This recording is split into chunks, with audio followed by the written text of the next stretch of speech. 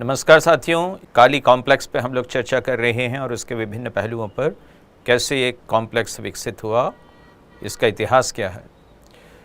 तो मैं जो बात कर रहा था पिछले एपिसोड में, उसी को ही आगे बढ़ाते हैं।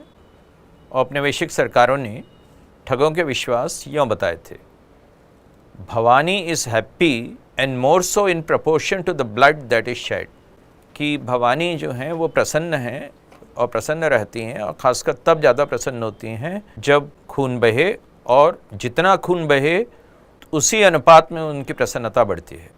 और ये भी ठग स्वीकारते थे कि भगवान ने खून भवानी के भोजन के लिए रखा है, ये कहकर कि खून तुम खाओ। स्लीमन जी जो है निष्कर्ष निकालते थे कि मेरे विचार से गलत है, लेकिन वो भी क्या करे जब उसे खून पर ही जिंदा रहने का आदेश दिया गया हो। ये औपनिवेशिक चालाकियाँ थीं जो तुरंत पहचानी जा सकती थी। यदि भवानी रक्त बहाने के अनुपात में खुश होती हैं और भगवान की आज्ञा से रक्त ही उनका भोजन था, तो ठगों की प्रवृत्ति ऐसी क्यों थी कि एक भी बूंद रक्त की न गिरे और शिकार को रुमाल से ही गला घोंटकर मार दिया जाए। क्यों वे शिकार को धतूरा खिलाकर मारते थे? फिर भगवान और काली के दो अलग अलग व्यक्तित्व उन्हीं उपनिवेशवादी कलाकारों को दिखे होंगे, अन्यथा भारत में तो काली स्वयं देवी हैं, भगवती हैं। बैंडिट्री को सैक्रिफाइस भारत के किसी भी धार्मिक ग्रंथ में नहीं बताया गया है। यदि ये ठग काली के आदेश से रक्त पिपासु थे, तो इनका नाम फांसीगर क्यों पड़ा? क्यों ये उस कटार का उपयोग नहीं करते थे जिसे ये स्टेटस सिंबल की तरह अपने सीने पर बांधे रखते थे?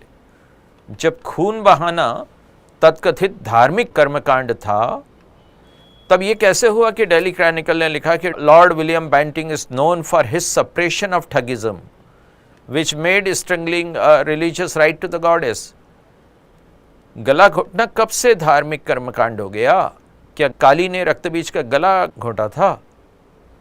और स्लीमन तब भी ये बताने पर तुले हुए थे कि ठगी संप्रदाय स्पष्टतः धार्मिक संप्रदाय था, एक्सप्लिसिटली रिलीजियस।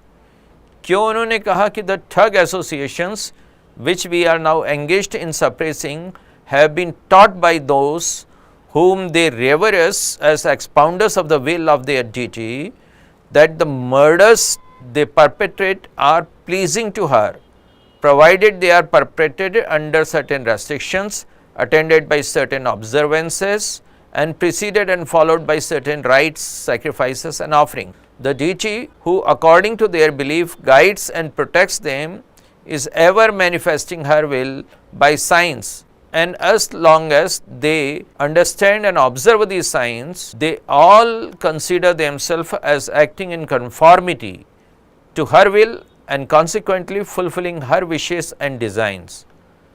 इसका मतलब ये हुआ कि वो ये कह रहे हैं कि ये जो ठग संगठन थे जिनको कि हम दमन करने में लगे हुए हैं, इनको ये सिखाया गया था कि वे अपनी देवी के इच्छा का निष्पादन कर रहे हैं, उस देवी का जिसके प्रति ये श्रद्धा रखते हैं, कि ये जो हत्याएं करते हैं वो उस देवी के लिए बहुत ही प्रसन्नता पैदा करने वाली है।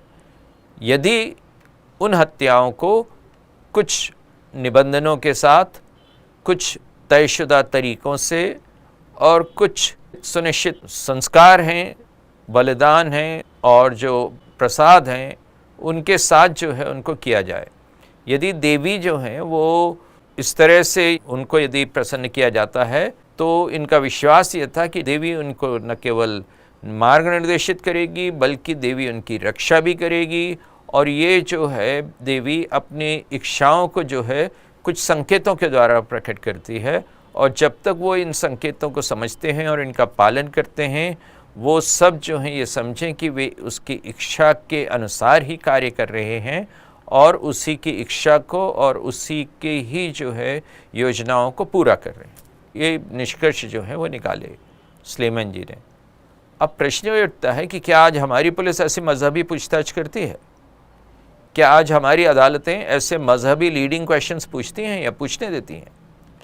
क्या ठगी किसी तरह का कोई हेट क्राइम था, घृणापराध था जिसमें धार्मिक प्रेरणाएं महत्वपूर्ण हो सकती हैं?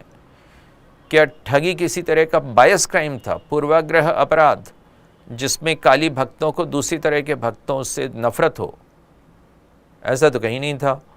चूँकि ठगों में मुस्लिम बहुसंख्या में थे और काली उनके अपराधों के लिए सहज प्रेरणा नहीं हो सकती थी, तो उन्हें भी अल्लाह के मातहत देवी का आराधक बता दिया गया। स्लीमैन के द्वारा पकड़े गए एक मुस्लिम ठग ने कहा कि अपने दिल में मैं अल्लाह का नाम लेता हूँ जब भी मैं किसी आदमी का गला घोंटता हूँ। यह कहता हूँ कि तू ही अल्लाह है, तू ही मालिक है, अल्लाह तुम ही मालिक। मैं भवानी की प्रार्थना नहीं करता, लेकिन उसकी पूजा करता हूँ।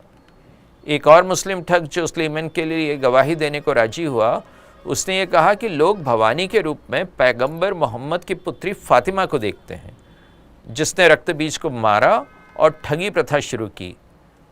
फातिमा और काली, कहीं की ईंट कहीं का रोड़ा, स्लीमैन ने किस्सा जोड़ा।